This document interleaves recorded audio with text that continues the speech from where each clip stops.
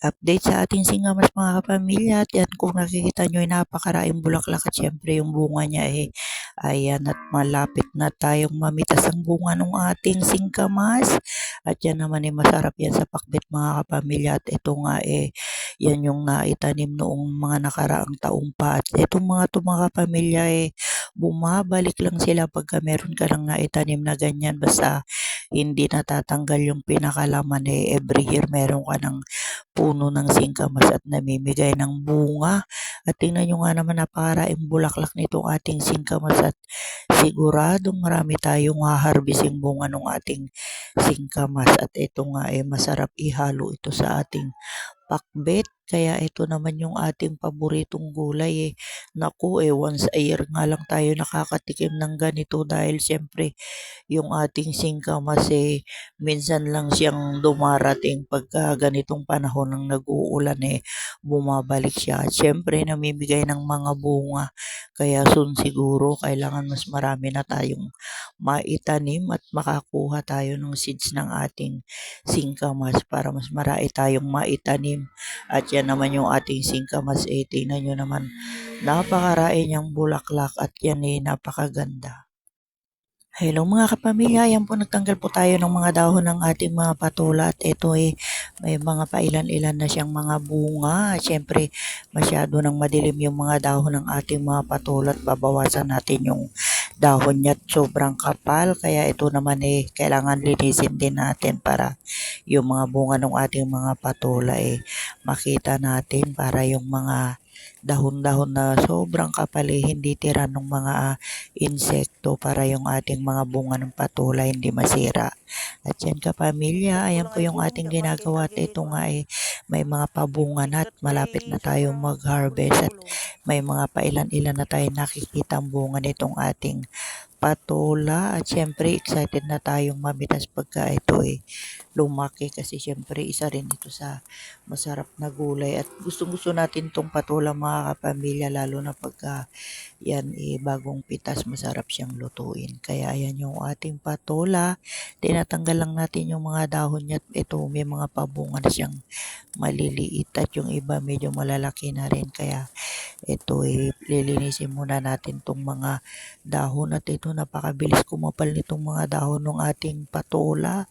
Kaya ayan naman tinatanggalan natin para luminis ng kaunti yung mga pagitan ng ating mga patula para kita yung mga bunga ng ating mga patula at ito nga pagka namunga madali lang natin makikita lalo na pagka i-harvest natin yung bunga ng ating patula at ayan nabawasan at medyo nagliliwanag na yung mga ilalim ng ating patula at ito nga masyadong makapal yung kanilang mga dahon at napakabilis lang nilang lumago at ito naman pagka ganyan natatanggalan sila ng mga dahon nagpo-focus silang mamunga kaya ayan at binawasan natin yung mga dahon at ito nga yung mga pabunga niya malapit-lapit na natin tong harvestin at napakabilis lang nitong lumaki pagka may mga ganyang bunga na mga ilang araw lang yan pwede na nating i-harvest yung bunga ng ating patula at ayan at medyo nagliwanag na yung pinaka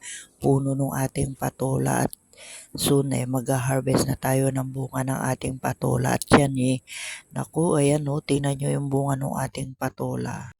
Ayan mga kapamilya at natapos na tayo maglinis dito sa ating garden. Nagdamo tayo at ngayon naman kukuha tayo ng ating ulam at syempre dito sa ating garden kailangan talbusan na yung ating sitaw at ito kumukuha tayo ng talbos ng ating sitaw at ito masarap ito at ilalaga mo lang lalagyan mo ng kaunting bagong saka sibuyas parang ensiladang talbos ng sitaw at ito masarap ito mga kapamilya at ito nga kukuha tayo at yung ating mga sitaw malago-lago na yung talbos kaya ito tatalbosan natin dito sa part na ilalim ng ating mga sitaw at ito kukuha muna tayo ng iba pang mga talbos dun sa mga dulo at ito marami-rami yung ating kukunin at tingnan nyo naman yung ating kamote halos hindi na malakaran sa kapal ng ating mga kamote at ito ngayon na itanim natin dumami na sila ng husto at yan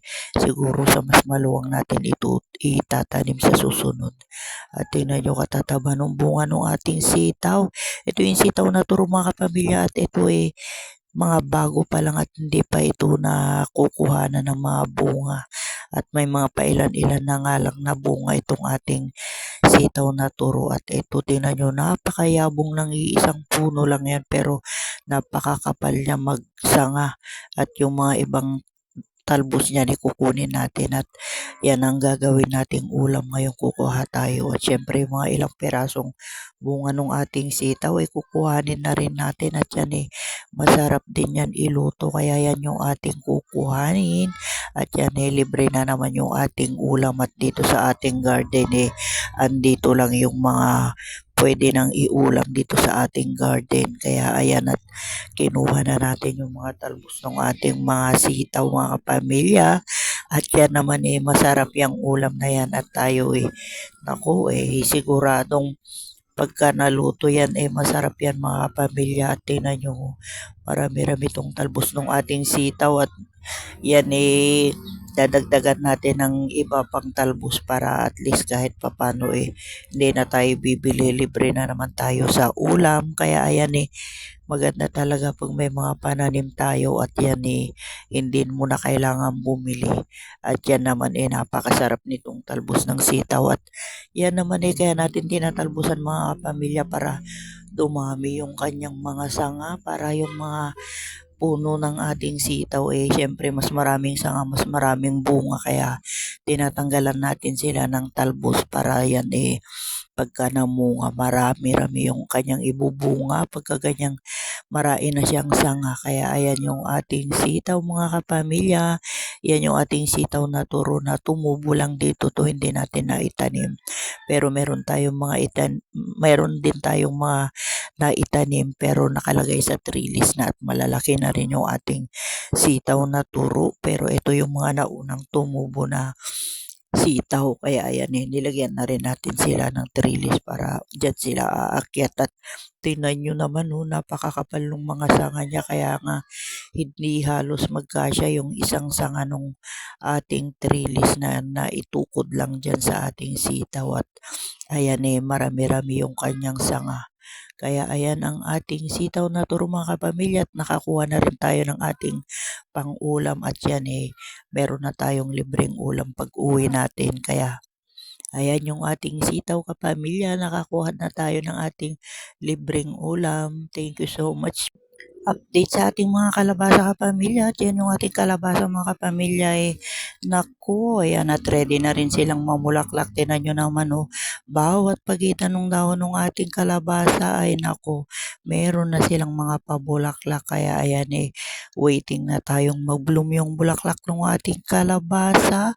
At syempre yung ating kalabasa mga kapamilya puro ano pa lang ito, wala pa tayong nakikitang bunga dahil itong ating kalabasa siguro late pa siyang mamunga. Pero ito, yung mga ganyang bulaklak mga pamilya yan po yung male na bulaklak ng ating kalabasa at yung female natin wala pa tayong nakikita. Pero ito marai-rai bawat pagitan ng ating kalabasa naku, napakarain yung bulaklak at tingnan nyo nga naman napakabilis ng panahon kailan lang natin to tinanim at ito magbubloom na tong mga bulaklak ng ating kalabasa at magaganda yung mga ano niya, mga bulaklak niya bawat pagitan talaga meron siyang bulaklak. Kaya ayan waiting na tayong mamigay ng bunga tong ating kalabasa. At yan naman kasi minsan nauuna yung male na bulaklak ng ating kalabasa at syempre susunod na yung female natin. Kaya ayan abang-abang natin yung kanyang mga female na bulaklak para yun kailangan nating i-pollinate para sure na mabuhay yung kanyang bunga. At ito nga maganda tong kalabasa na to at ito yung makapalang makapal ang laman pero napakakonti ng buto o ng seeds niya. Kaya ito siguro magko-collect tayo ng mga seeds nito sa susunod at makagawa tayo ng binhi natin dito sa ating kalabasa. At yan yung ating mga kalabasa. At tingnan nyo naman napakabilis nilang umakyat mga kapamilya. At ito maabot na dito sa may taas ng ating bakod. Kaya dito natin nilagay para kahit mamunga sila hindi mahihirapan yung ating kalabasa at nandito sa may bakod dito na siya gagapang at aakyat pagka namunga. Kaya ayan yung ating kalabasa. Tingnan nyo naman napaka-healthy ng ating kalabasa at syempre maganda yung pinagtamnan natin sa kanya at nasisikatan ng araw. Kaya yan ang maganda sa kanila at napakabilis nilang magbulaklak. Kaya ito napakabilis talagang antayin pagka ganito yung mga pananim natin at hindi tayo nag-aantay ng napakatagal na panahon mapapakinabangan natin kaagad. Kaya ayan yung magandang itanim, yung mga may pakinabang na ng sandaling panahon lang. Kaya ayan, tingnan nyo naman hanggang dulo, hanggang talbos ng ating kalabasa, meron talaga siyang bulaklak. Kaya nakakatuwa tong ating mga tanim at ito'y lahat sunod-sunod na silang mga namumulaklak at siguradong pag namunga sila sabay-sabay din sila pagka yung mga yan namigay na ng mga bunga. Kaya ayan nakakatuwa tong ating mga pananim at syempre yung mga hirap at pagod natin pag nakikita na natin yung mga ganyang pananim natin syempre napapalitan na yung ating pagod at yan naman tingnan nyo at tuwing pupunta tayo dito sa ating garden syempre natutuwa tayo nakikita yung ating mga pananim na meron ng mga pabulaklak at syempre may mga pabunga na ngayong iba. Kaya abangan natin yung ating mga bunga ng ating mga pananim at lahat sila ready nang mamigay ng bunga at mga namumulaklak na sila. Kaya excited na rin tayong mamitas ng ating mga bunga ng pananim. Kaya yan nakikita natin